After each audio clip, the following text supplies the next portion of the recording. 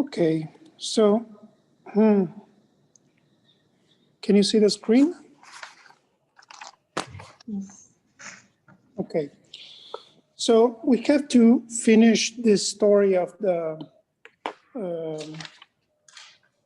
cluster expansion. Now, before I move on with the cluster expansion, do you have any questions about last lecture?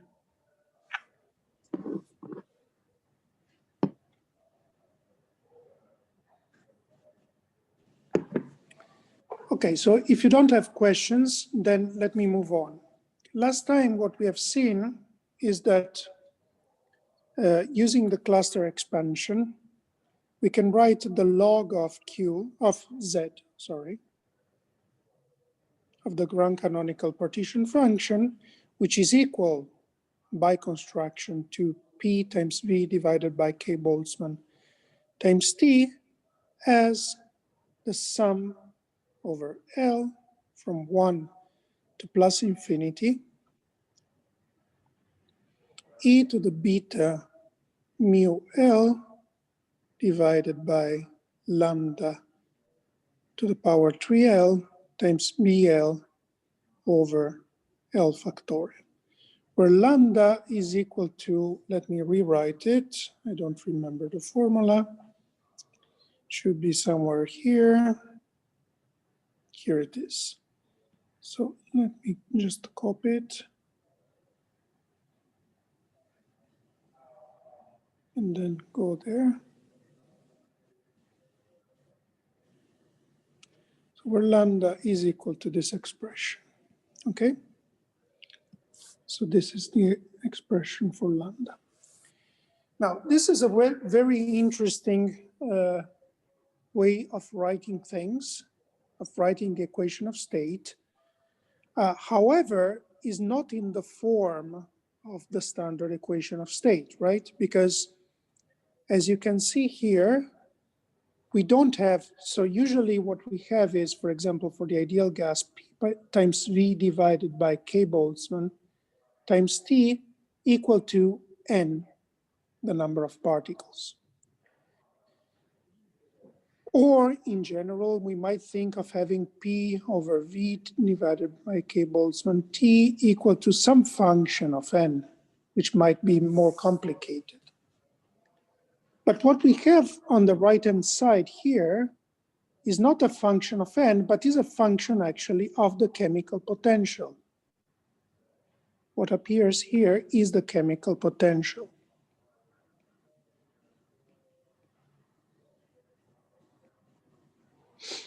Therefore, in order to write down an appropriate equation of state, what we should do is write down this equation, figure out what is the connection between the chemical potential and the number of particles. This equation here is not enough. So all of this just to say that the equation of state, I can write it as follows. P over V equal to sum over L from 1 to plus infinity e to the beta mu L divided by lambda to the power 3L. Let me write B bar L divided by L factorial, where B bar L is nothing but BL divided by the volume. And in addition to this equation, I need another equation that connects number of particles to number of particles to the chemical potential. And this equation is given by the following formula. The density, N over V, we know by definition that is equal to 1 over the volume times the derivative with respect to mu times B of the log of the ground canonical partition function. You agree with this formula?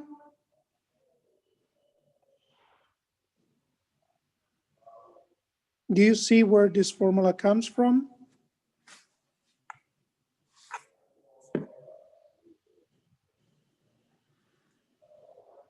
Yes or no?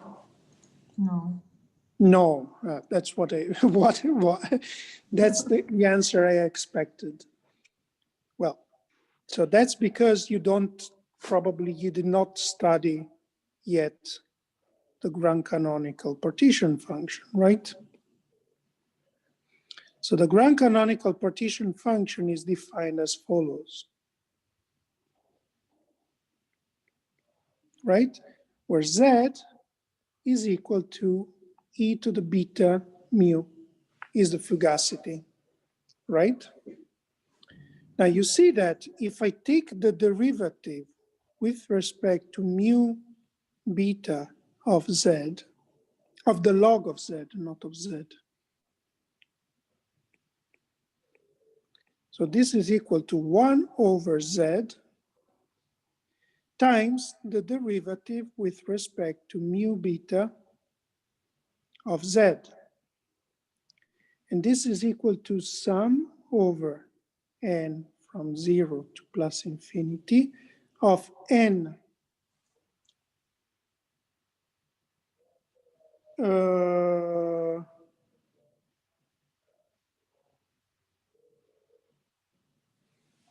okay, n z to the power n minus 1.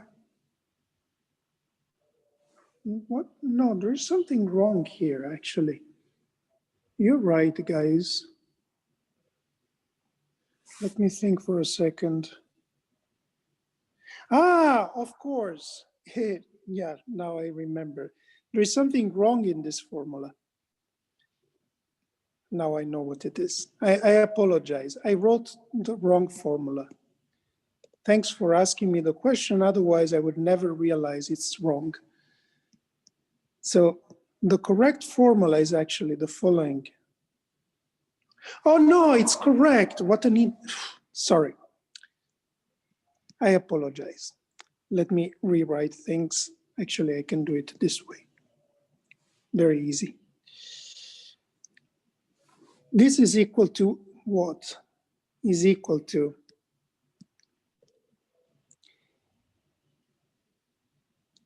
n e to the beta mu times n, because it's the derivative of an exponential with respect to the argument. And then it's Zn divided by,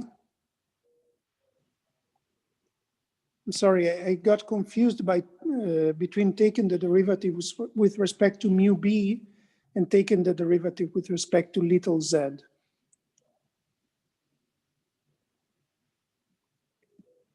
And now you see that this is equal by definition to the average number of particles. Okay? You agree now? Yes. Okay. And now, if I take this derivative,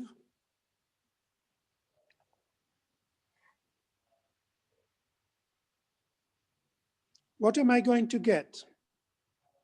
I will get that this is equal to the sum from L from 1 to plus infinity. So I have to take a derivative with respect to beta mu. So it's going to be L divided by L factorial. And then I'm going to have e to the beta mu L divided by lambda to the 3L b bar L. But L divided by L factorial will give me L minus 1 factorial. Okay? So I will be left with this 1 divided by L minus 1 factorial. So these are the two equations. These two guys here are the two equations that will allow me to write down the equation of state systematically at each order in my cluster expansion. So in order to see, I mean, this was a very complicated calculation up to now. So in order to see that this calculation is correct, what should I do? What would be the check you would do in order to see whether, to check whether this is correct or not?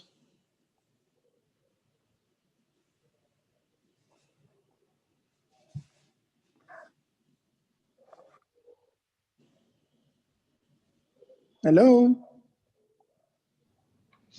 We check the ideal gas. Exactly, correct. Let us check ourselves by considering the ideal gas. So let me copy these two equations.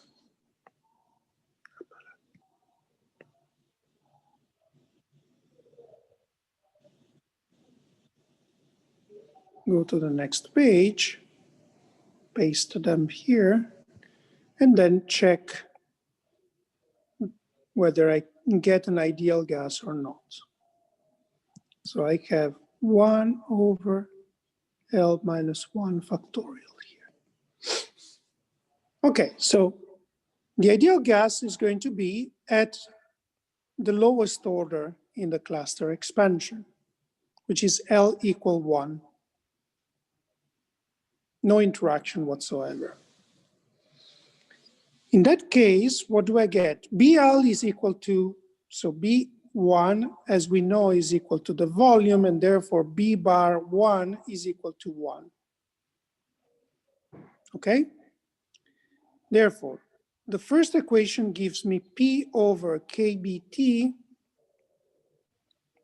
equal to E to the beta mu divided by lambda cube. The second equation gives me N over V equal to L is equal to 1, 0 factorial is 1, B1 is 1, so E to the beta mu divided by lambda cube. And therefore, from these two equations, as we all know, we get simply P over KBT equal to N over V, which is the equation of state for the ideal gas.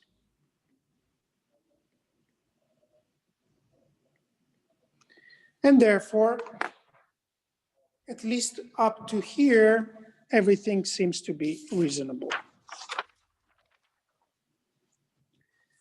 Let us now see what happens for more complicated things. Let's go to L equal 2. So let's go up to L. Can you wait a bit, Professor? Yes? Okay, a moment. Yes.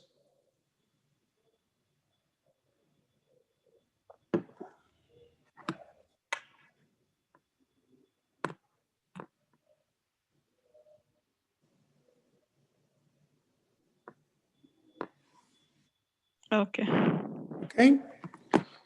So let's just go to L equal 2. Well, for L equal 2, what I'm going to have is from the second equation, N equal to N over V is going to be equal to what? 2.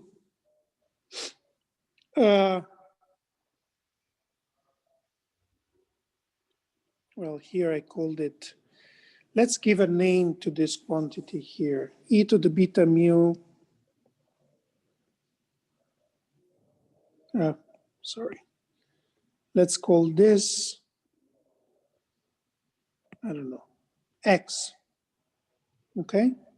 This way I will not have to write it all the time. So this is going to be equal to x plus x squared times b bar 2. Why x squared? Because if you go back, you see that for L equal to 2, I have 2 minus 1, which is 1 factorial, is 1. Then I will have, of course, x squared and b2. This means that roughly x can be written as n minus b bar 2 n squared plus etc. etc.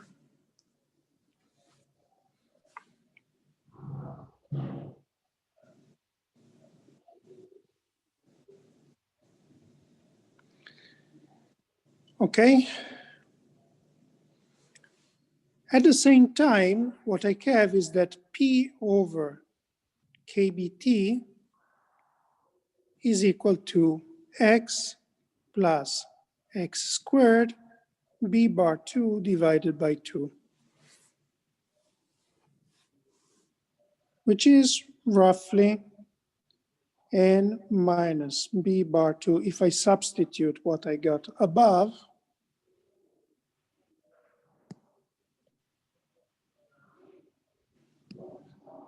is b bar 2 n squared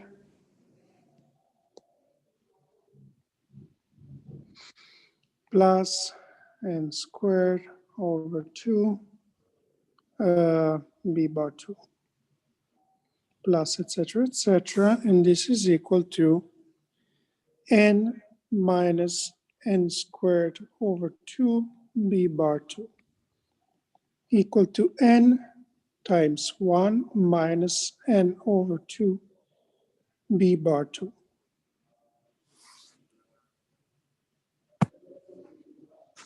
In other words, what we obtain is for L equal to P over KBT equal to N over V times 1 minus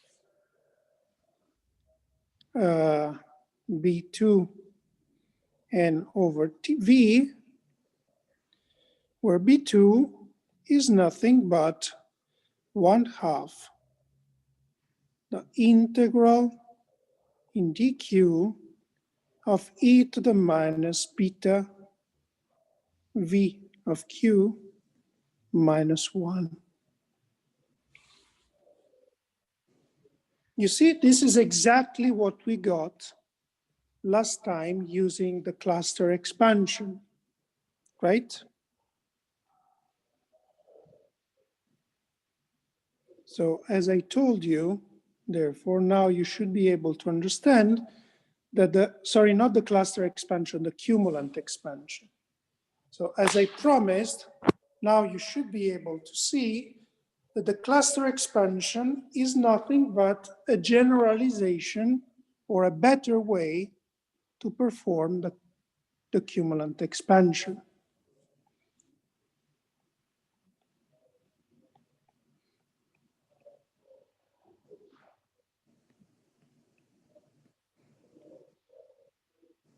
Now, of course, now you can go to third order. Professor? Yes. Actually, I don't get how you obtain n over v, and also what is the x? So x, I defined it here. X is equal to e to the beta mu divided by lambda cube. And now n over v is just written up here. I just used this equation, right? Setting L equal to 2. So considering the sum up to the second order. So that's what I wrote up here. Okay?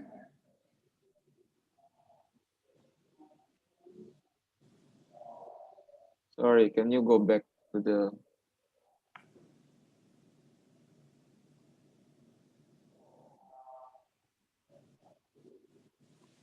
Okay, thank you. Okay? All right, so this is the result of the second order cumulant expansion. Now let's see if we can try now to understand using these formulas the van der Waals equation of state. okay? Oh, of course, the van der Waals equation of state, you need to resum many orders in the cluster expansion to obtain it in full form, but already at second order, we can roughly guess what are going to be the constants that appear in the van der Waals equation of state.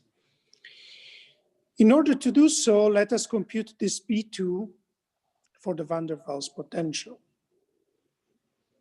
So let us consider the van der Waals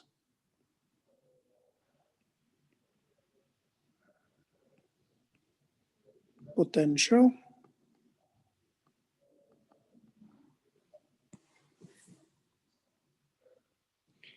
which has the following form. It is V of Q. Q is not a momentum, it's the relative distance between your molecules, which is equal to plus infinity if the absolute value of Q is smaller than R naught. So therefore, this is the hardcore part of the potential. And then minus U naught R naught over absolute value of Q to the power 6 for Q in absolute value larger than R naught. Okay? So in practice, this potential is as follows. As a function of absolute value of Q, you have a hardcore sector, hardcore part in which the potential is infinite. So therefore your molecules cannot get closer than R naught. So this is in practice the physical size of the molecule, if you want to think about it this way. And then you have an attractive tail that looks like this. Minus U naught. And the power essentially comes from dipolar interactions. That's what gives this characteristic power to the van der Waals potential. Okay?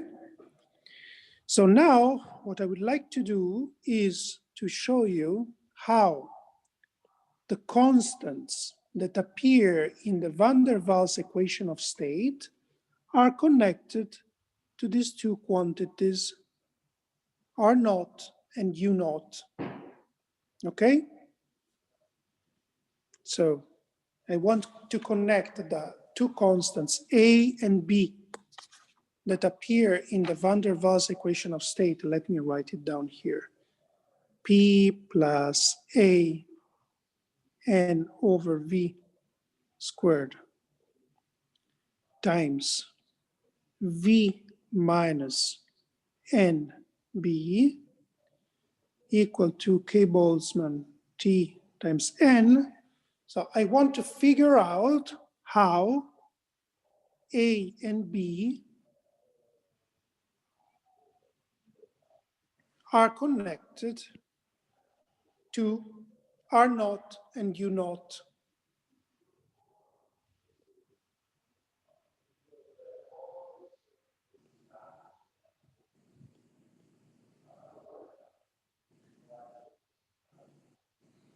Okay, is it clear, the question?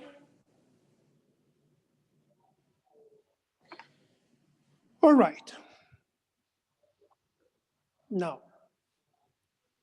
how to do this? Well, first of all, I have to compute the constant that appears in the equation of state, B bar 2, for the van der Waals potential, right?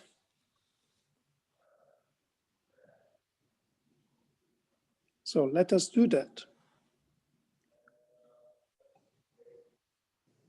Well, let us compute, just a second.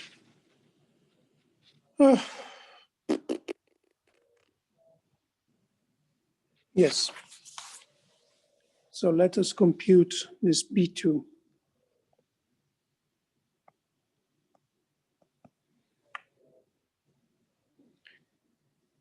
All right, so this is equal to 1/2 integral between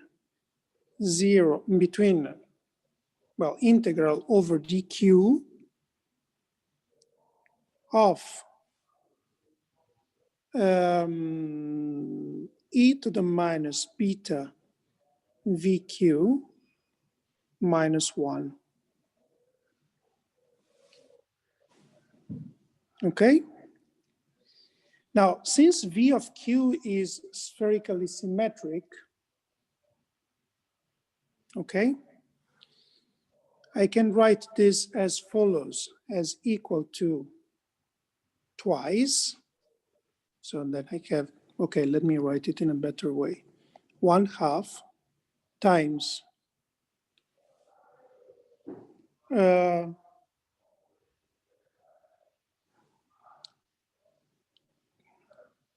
just a second.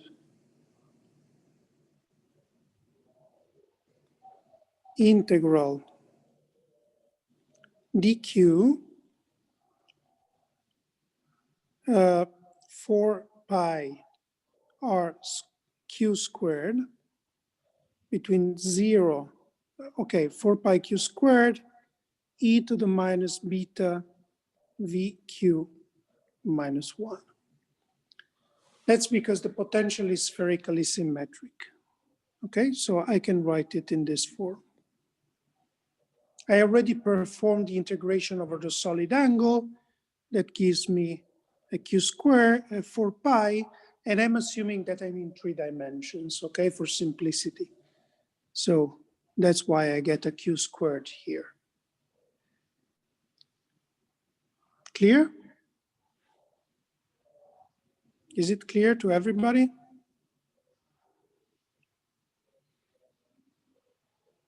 Okay. Yes. So now I move on. I split this integral into an integration between 0 and r naught, dq 4 pi q squared. Now between 0 and r naught, v is infinite, and therefore e to the minus beta times infinity is 0. I have minus 1. And then I have plus the integral between r naught and plus infinity dq of 4 pi r q squared e to the beta u naught r naught over q to the power 6 minus 1.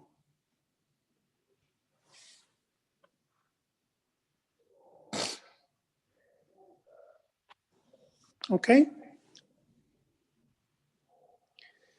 Now I can estimate, well, the first integral is trivial.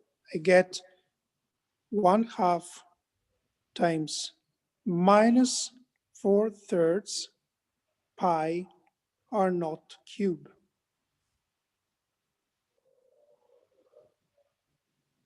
The second integral is much less trivial, but you see, I can estimate it as follows.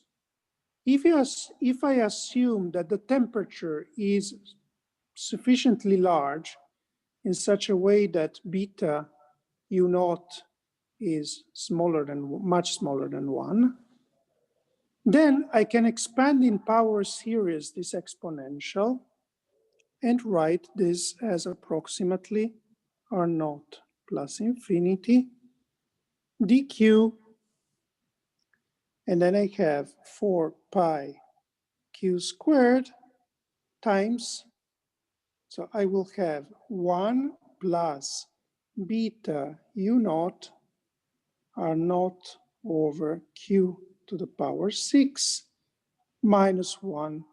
I'm expanding this exponential in powers, right?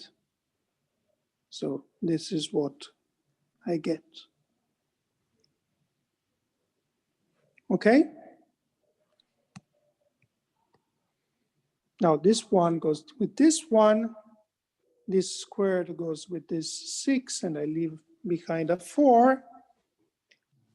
And then I can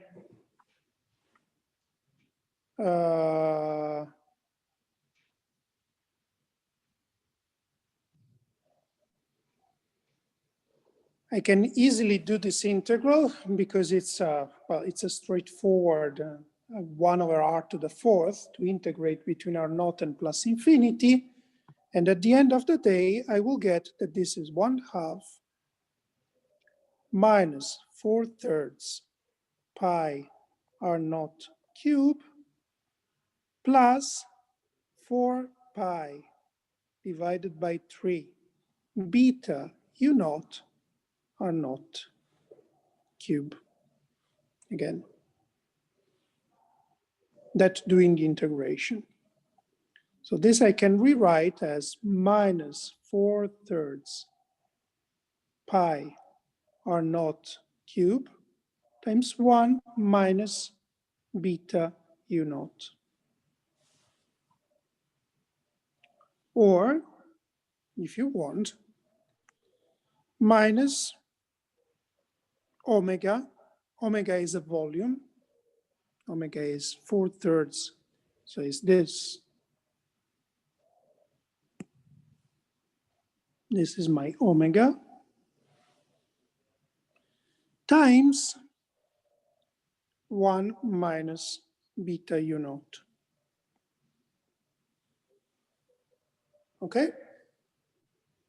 Of course, beta u0 is dimensionless because u0 is an energy scale and beta is also an energy scale, is the inverse of an energy scale. All right. There is a factor of 2, of course.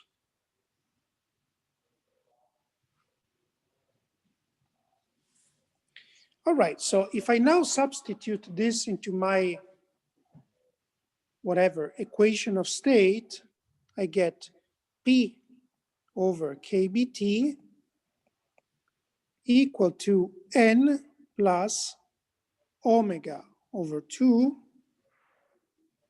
1 minus U0 over KBT times N squared.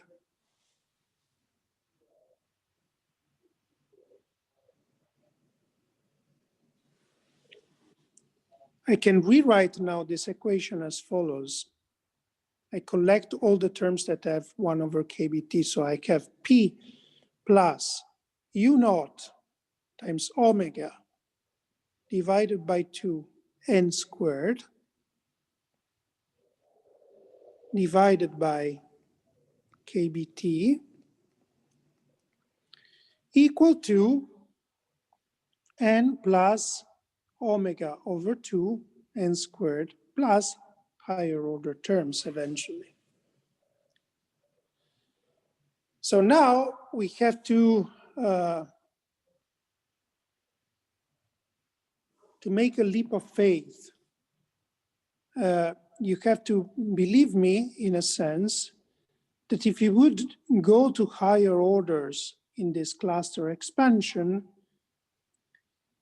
this is just the second order expansion of a function that looks like this: n times 1 over 1 plus n, 1 minus n times omega over 2.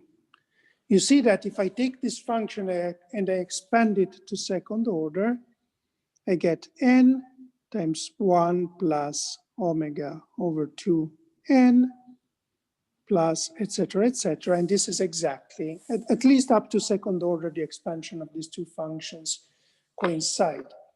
Now, the fact that the expansion up to second order coincide, it doesn't mean that the two functions coincide. But believe me that if you would go to higher orders and keep only a certain class of terms, you would be able to recast your result in this form. Now, but this, I can write it as n divided by v minus n times omega over 2.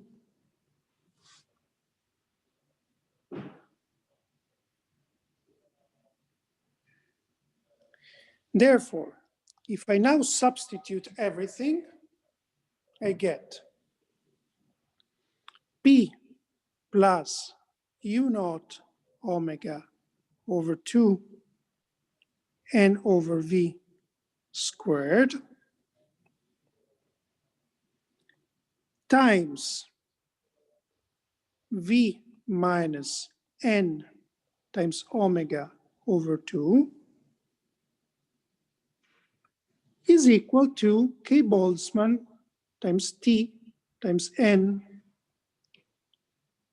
And therefore, from this expression, you can simply read out what are the two constants A and B. This is A, and this one is B. So as I told you by now already many times, when you have the van der Waals equation of state,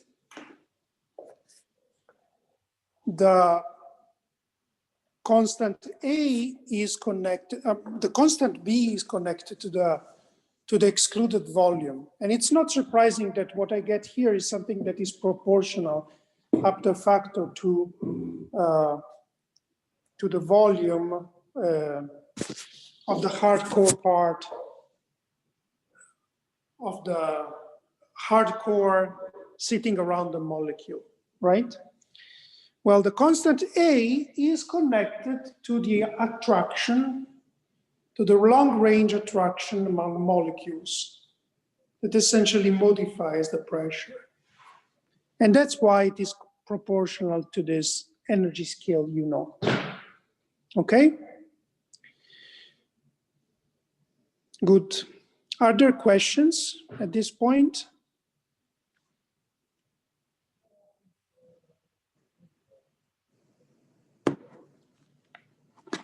I'm surprised that you're not asking tons of questions as usual.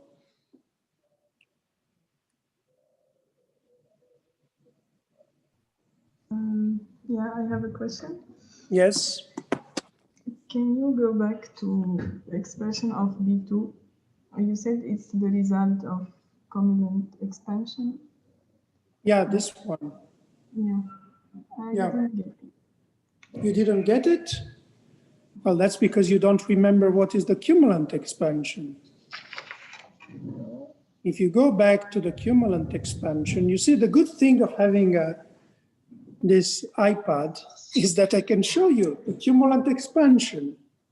This is what we computed by the cumulant expansion, and you see what right? Is exactly B2, the same B2 that you have there. Okay? Are you convinced now? Yes, it's Okay. Are there other questions?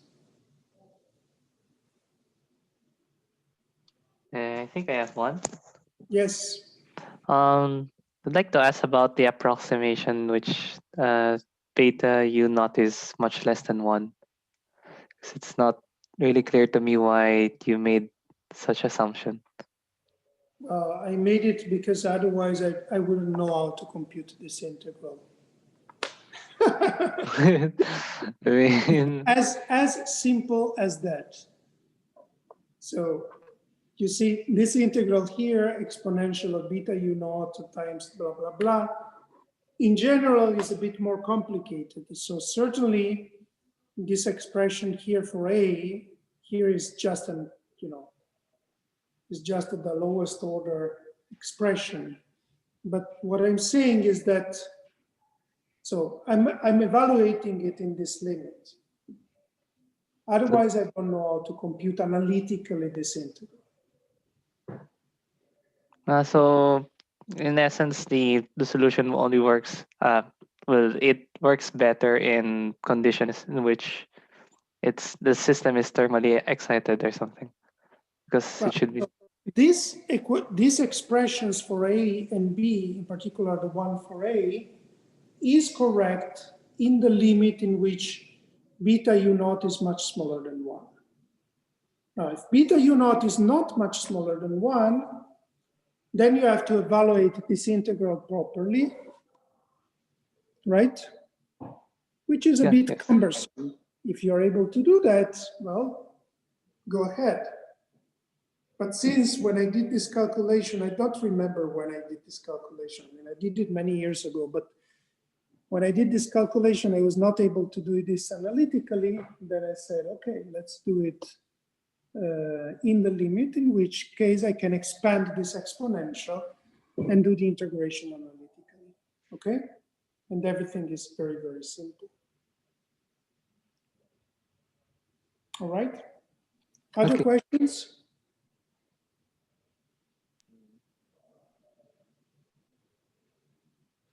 There is Professor. one on chat. Yes, There is a question on chat. on the chat, just a second. Chat. Does that assumption affect the physical meaning? No, it doesn't.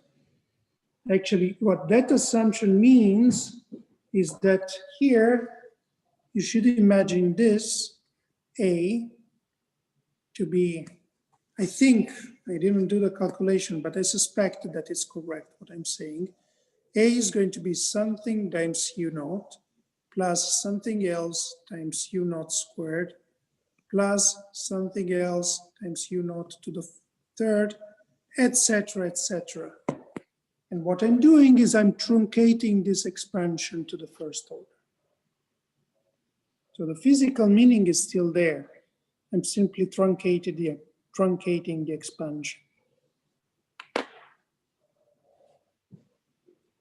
Is there another question?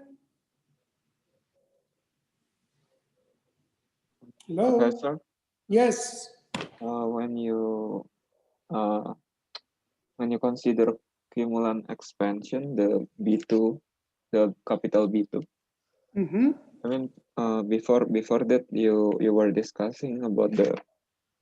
I mean, we are discussing about the case of L2, right? And you got the B2 bar. So, is it?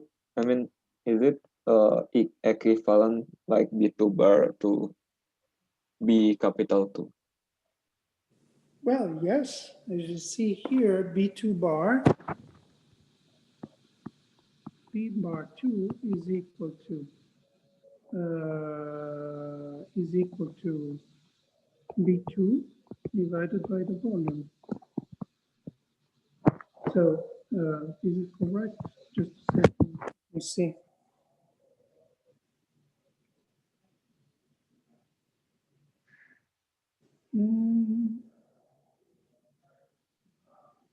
Yes, is B2 over 2 divided by the volume. Sorry, is B2 divided by the volume. So actually, I used two different letters. So the big B2 that I used in the cumulant expansion is the same as the small b2. And b bar 2 is equal to b2 divided by the volume. Okay? Better now? Actually, as I mean, oh, since you have the square, I mean, I thought this. I mean, n is n over v, right? The n density. Yes. So I mean, since you divide by v, you will get a term which is equivalent to v squared. I think. No, I don't know. Sorry about that. Okay, let me think for a second.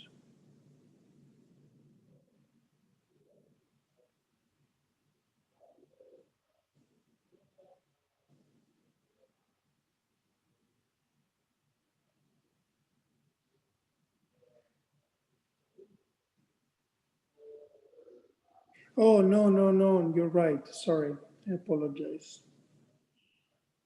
look at what happens here.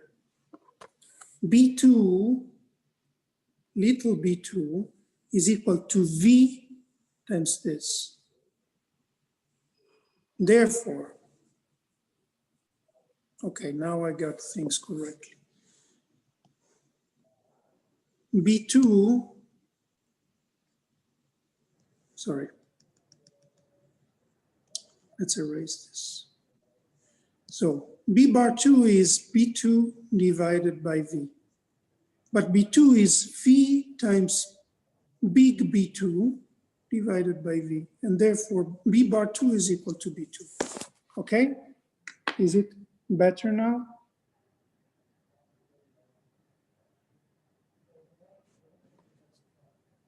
There is a factor of volume sitting in B2. And by dividing it by V, I just eliminate it. So when I pass to B bar 2, I eliminate this volume here, and so on and so forth. You see?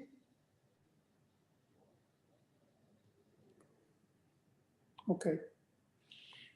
Sorry for the confusion. Other questions?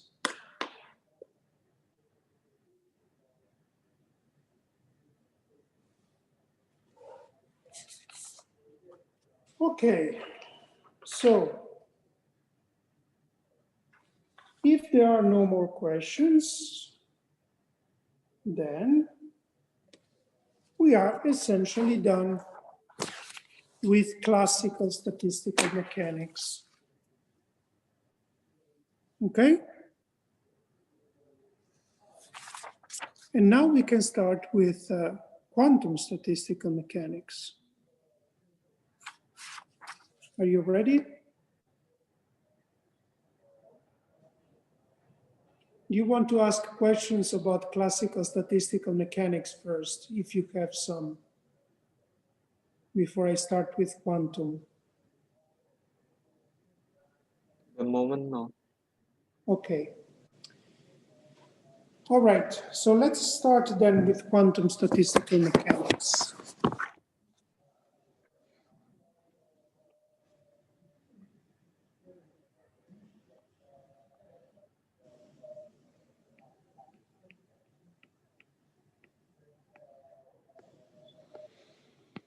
All right. Now, quantum statistical mechanics proceeds as follows. First of all, well, you know everything about quantum mechanics and I don't have to explain you anything. But we have first to agree on what is the analog of the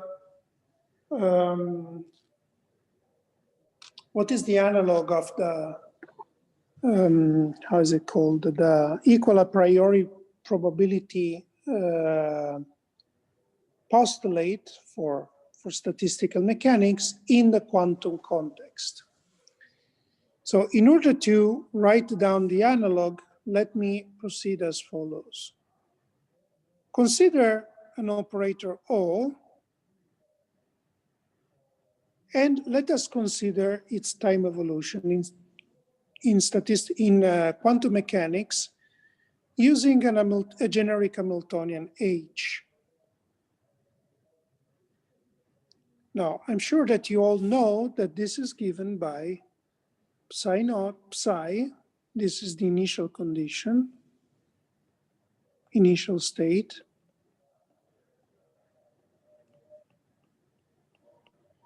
And then I will have e to the I h t o e to the minus I h t psi.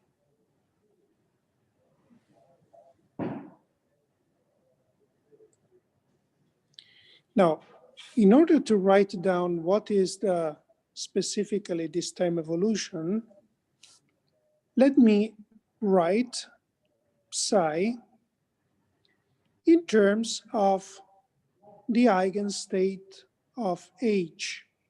So I write psi as sum over n Cn n, where Hn is equal to En n. So these are the eigenstates of H. If I do so,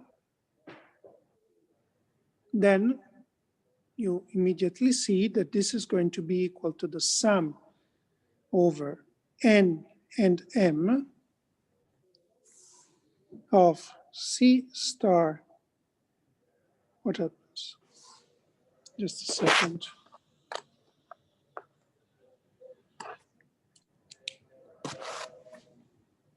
C star M Cn e to the I Em minus En times T times M O N. Okay? You agree with this? Yes. And this can be written as the trace of rho of T times O. Why is it continuously losing? Just a second.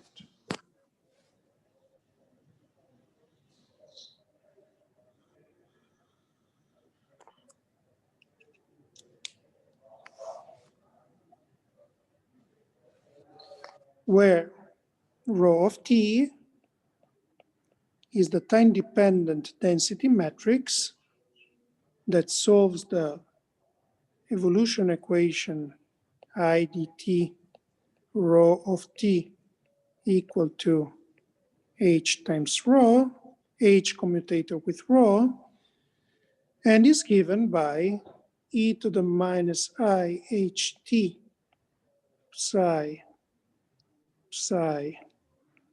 e to the IHT, and if I rewrite it, is sum over N and M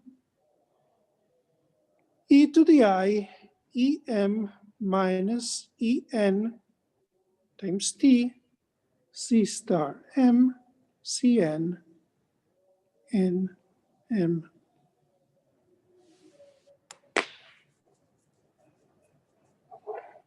So up to here, everything is okay, right? You know everything, correct? Yes. Good. Now, let us take this density matrix and assume that the spectrum of my Hamiltonian is non-degenerate.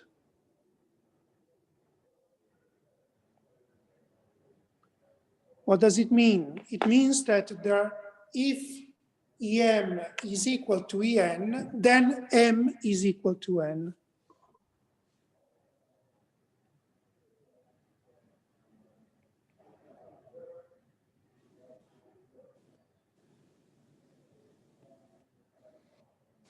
Then what I have is the following. I can take my rho of T and consider its time average.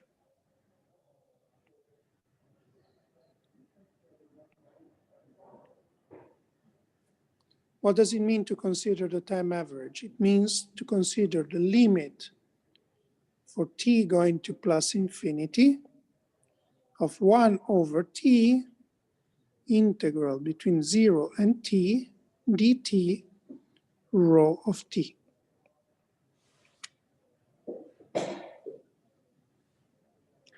Now, if I take this time average, this is going to be equal to sum over M and N e to the I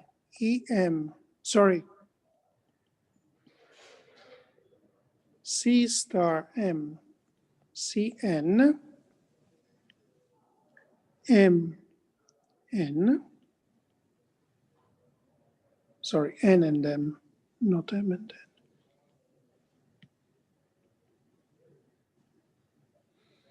And then I will have the limit for t going to infinity of 1 over t integral between 0 and t dt rho of dt e to the I em minus en times t. Now let us consider this integral.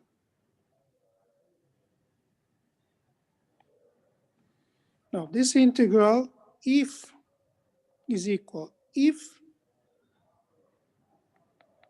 m is equal to n, then it is equal to 1, right? Do you see that? Because if m is equal to n, then em is equal to en. This integral here will give me what, t divided by t is 1, and the limit for t going to infinity is also 1. If instead m is not equal to n, then what happens is that this integral is 1 over I em minus en times e to the I em minus en times t minus 1 divided times 1 over t. And now if I take the limit for t going to infinity, this is equal to 0. Okay? Professor, Yes. are we considering pure or mixed states in the, yeah, and also is the system an open or a closed system? Thank you. I'm considering a closed system for the moment, and my initial state is a pure state. And this density matrix I'm writing is the density matrix of a pure state. So it's a thermally isolated system that starts with some given initial condition, the time evolution, and then I'm doing the time average. Okay? Yes. Good. So I discovered, therefore, that this time average is equal to what? Is equal to the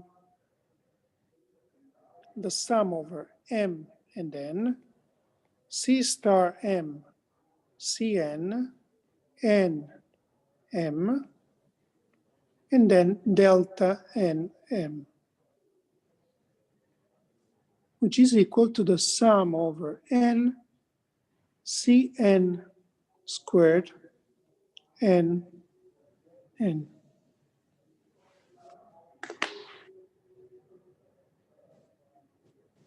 Okay?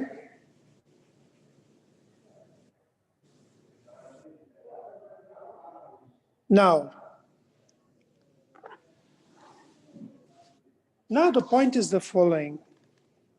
So as I'm telling you, as I told your colleague, I'm considering an isolated system, right?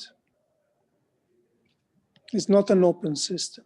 It's an isolated system, and I'm considering a problem that is the analog of what you have in classical mechanics when you try to define the concept of ergodicity in classical mechanics. You pick a point in phase space and you let it evolve in time. What is happening when you take a point in phase space and you let it evolve in time? That this point in phase space is sitting on an hypersurface of constant energy is conserved, and will start moving in this hypersurface of constant energy, and then what we said many times is that as it moves in this surface, it fills it or colors it uniformly. This is the equal a priori probability statement, you remember. In other words, if I look at this time evolution, the probability, irrespective of the time, to find a point in any volume of my lasagna in phase space is constant, right? It's actually independent on the position on the hypersurface. Now here, I want to define something analogous, but for a quantum system, right?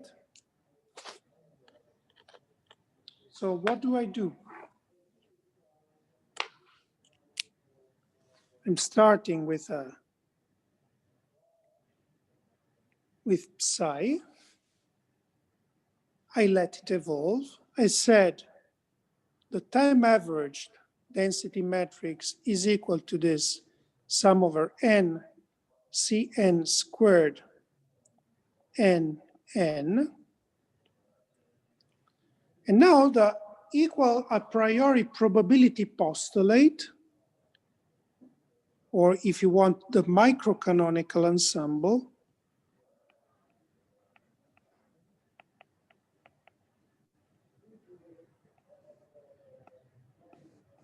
corresponds to the statement that the infinite time evolution of this so the infinite time limit, or the time average of this density matrix, should be constant on energy hypersurfaces. In other words, the postulate states that the system is behaving in a microcanonical way if absolute value of Cn squared, I don't know what is happening to my, just a second. Let me see if I'm not,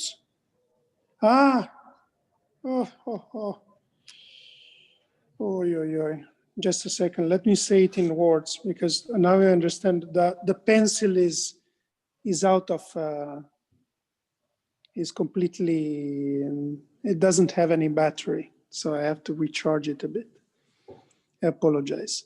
So what I'm trying to say is that Cn squared is equal to a constant if En is comprised between E and E plus something else. Just a second.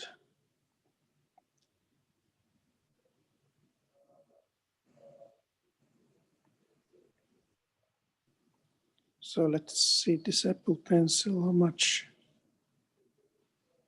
battery has. 5%.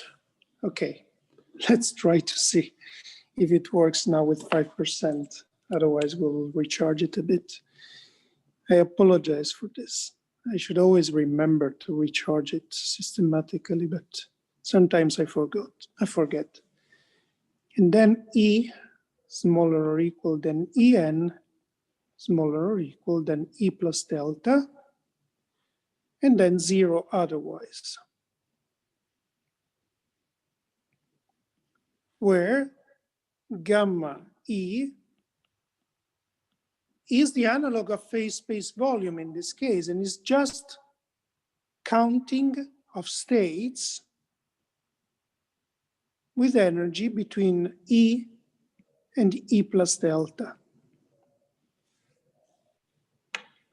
Okay? So you see, in the case of defining the microcanonical ensemble for a quantum system is actually much, much easier than for a classical gas. Because for a quantum system, the microcanonical ensemble is simply defined by having equal probability by a mixed state written up in the energy eigenbasis of your Hamiltonian, in which you have equal probability to have any state in the density, in the energy eigenbasis comprised within a microcanonical shell. So sitting in a microcanonical shell with energies between E and E plus delta. Now, the thing is,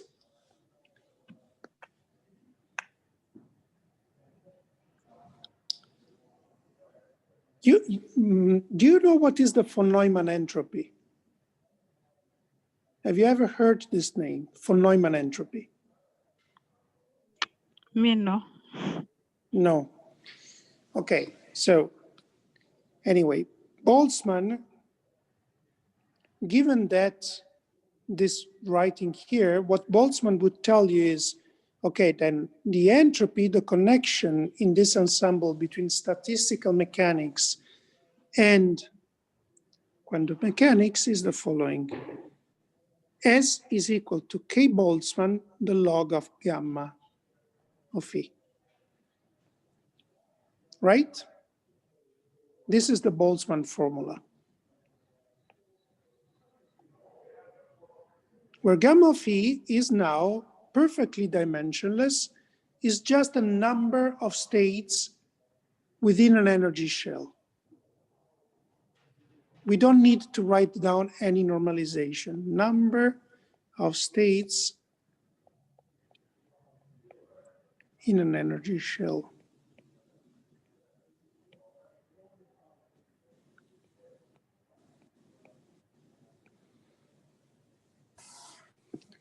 And now, notice something interesting.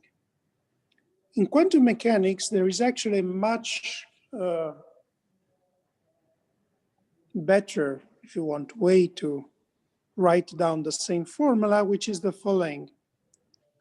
S, the entropy, is equal to minus, so let's call this, let me call rho microcanonical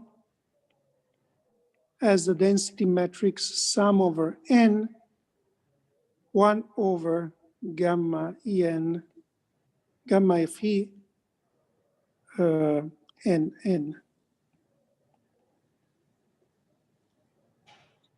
Actually, better write it this way. Sorry. I'm improvising a bit now. So let me call rho micro the density matrix sum over Cn squared nn with the Cn given by this formula, okay? So this is defining the what I mean by microcanonical ensemble. So now I can rewrite the Boltzmann formula as follows: minus K Boltzmann trace of rho micro log of rho micro.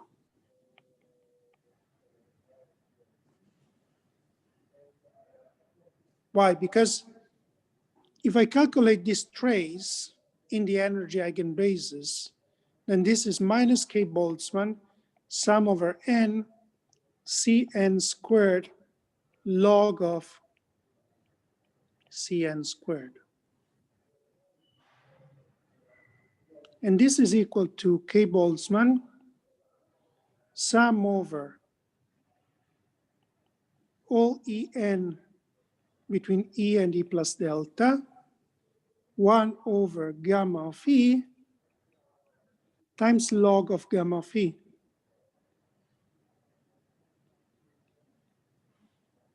But now this sum, since gamma of E does not depend on En, this sum will give me gamma of E. Gamma of E will cancel with this one, and I will have that this is equal to K Boltzmann log of gamma of E.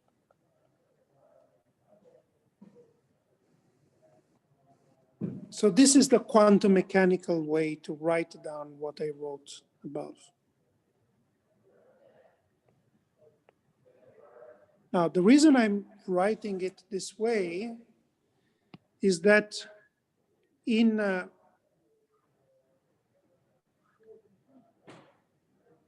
quantum mechanics, if you have a density matrix rho,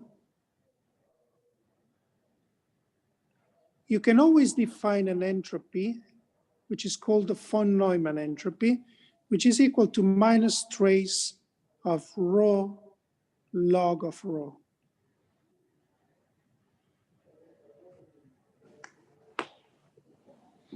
This entropy is frequently used to characterize entanglement.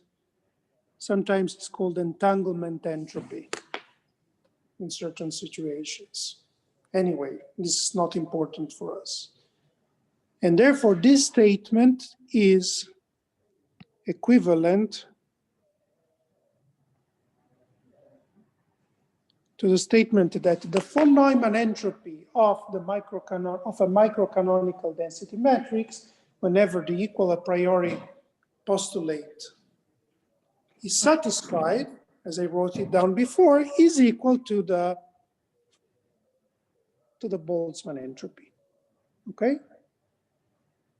So this is the Boltzmann formula. Professor, Yes. are you like using Stallinger approximation to write that the entropy? Using what? Are you like using Stallinger approximation? No, to- I'm not. No, I'm not. I'm not using Stirling. Oh, Well- then how would you get that the second last line? This one? This one? Yes. Well, so this, I got it this way. So you agree with this, right? Here, going from here to there. You agree? Yes. Okay. So now, gamma phi is not dependent on n. Both this and this do not depend on n. That's by definition, right? The probability is the same for all n within the microcanonical shell. So they do not depend on n. Therefore, I can perform this summation, forgetting about these terms. These terms are constant. And this summation gives me gamma phi. So I have gamma phi, K Boltzmann. Gamma phi that comes from the summation, 1 over gamma phi that comes from above, and then log of gamma. This gamma goes with this gamma, and I get this. Okay? Yes, yes. Thank you. No problem. All right, so now I hope it's clear what we are doing. Professor, there is a question on the chat. Okay, question, chat. I am assuming the system is closed. Can you write that word down? The term about the entropy. Well, what do you mean that word down? Which word? I think you said something about the entropy. So this one, this called this von Neumann entropy, or in quantum mechanics is also known as entanglement entropy. You know what is entanglement in quantum mechanics, right? Yes.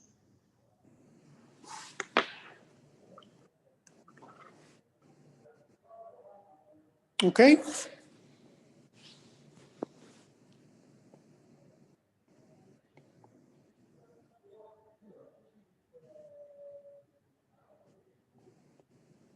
Can I move on?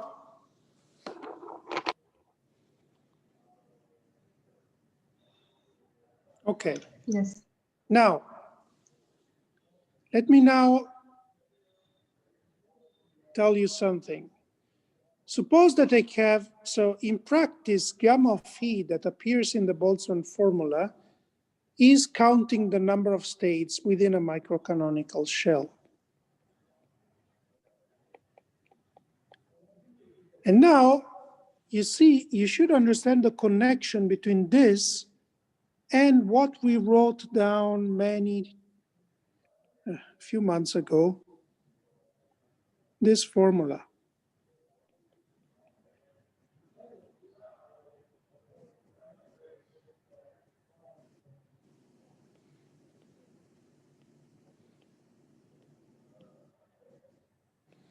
Because you see, in the semi-classical approximation, how do you count how many states you have in your phase space? Well, you take your phase space volume and you imagine that for each cube of size dq and dp and total volume h bar, you have one state, right? So the typical size of a state is actually set by h bar. The typical volume in phase space for a quantum state is set by h bar. So now you see that this with an h to the 3n was practically something like an estimate of the number of states in quantum mechanics. In our case, in classical mechanics, we just had to normalize because it didn't make any sense to put it in the log without a normalization with the dimensions of an action. But when you think about quantum mechanics, in practice, you are semi-classically counting states when you write down that formula for the phase space volume of the lasagna. All right, so now, how do you do the rest of statistical mechanics?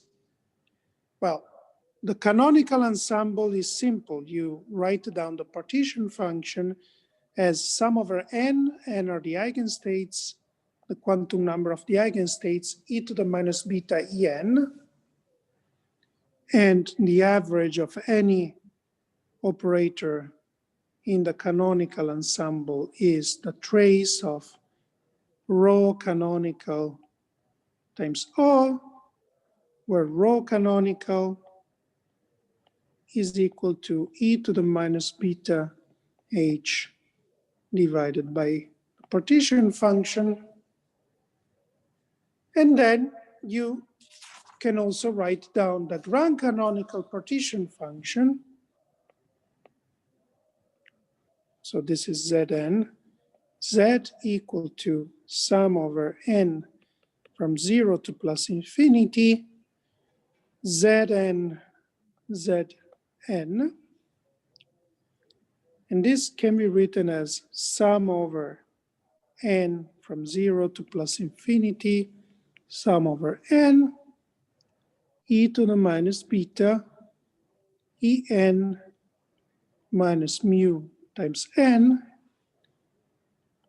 and this is equal to the trace of e to the minus beta h minus mu n, and is the operator that counts the number of particles in your system. So rho grand canonical GC is equal to e to the minus beta h minus mu n divided by z. Now you see, everything is quite simple. In quantum mechanics, actually, it's much easier to write down all the ensembles and all the formulas, and it's much better defined than in classical mechanics. In principle, actually, it would be much easier to introduce statistical mechanics starting from quantum mechanics and then take the classical limit as a limiting case. But for pedagogical reasons, we started from classical. But all the construction of classical statistical mechanics and all the ensembles and everything else work nicely also in the quantum context. So now what we are going to do next time is, so we will take this for granted, We will not reconstruct all the ensembles also in the quantum case. We understand what is going on here. And we will, starting from this, we will figure out what are the peculiarities of quantum mechanics. And in particular, we will start discussing identical particles, ideal quantum mechanical ideal gases, and see that ideal gases are actually different from the classical context. We do not have equipartition theorem in classical mechanics. We have that indistinguishability of particles plays an important role. We have Fermi statistics, Bose statistics, and some very important consequences. And we'll be discussing this week and next week as well. Okay? All right, so I'll see you then on Friday. Okay?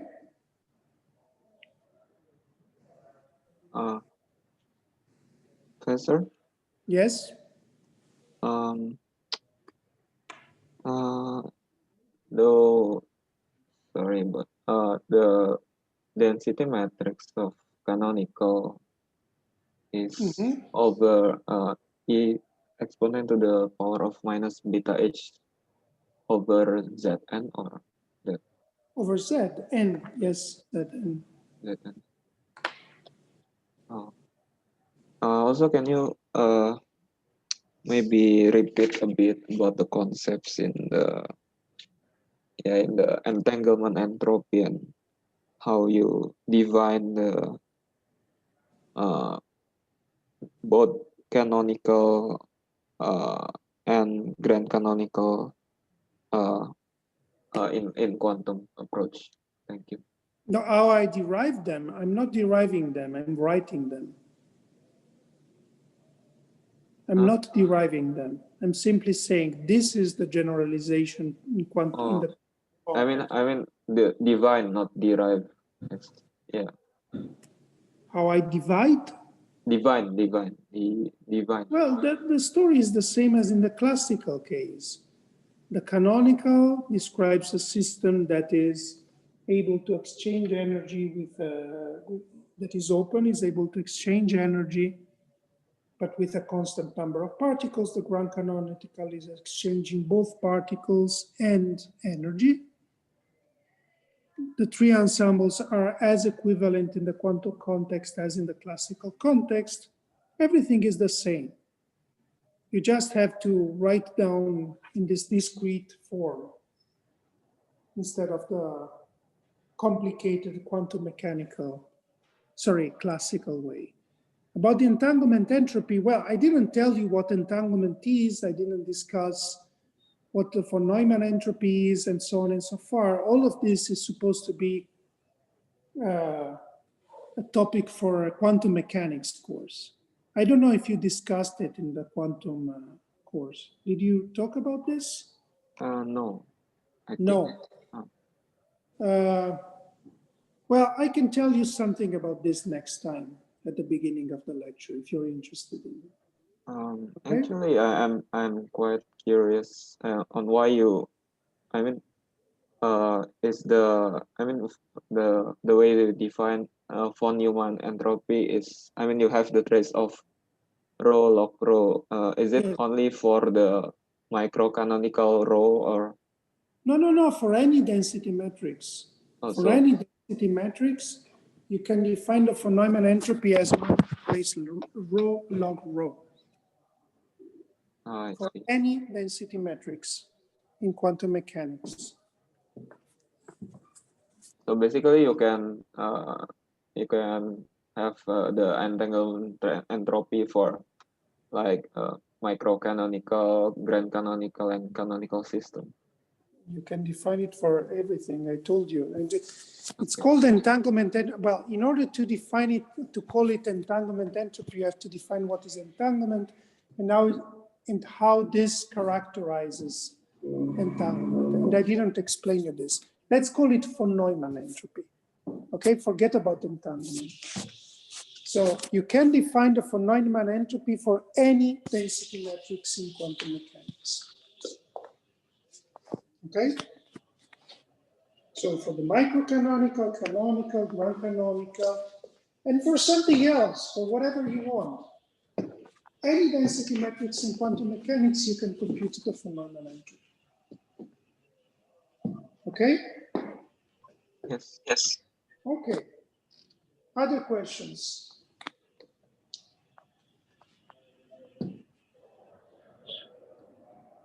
Okay, so if there are no other questions, let's meet on Friday at 11.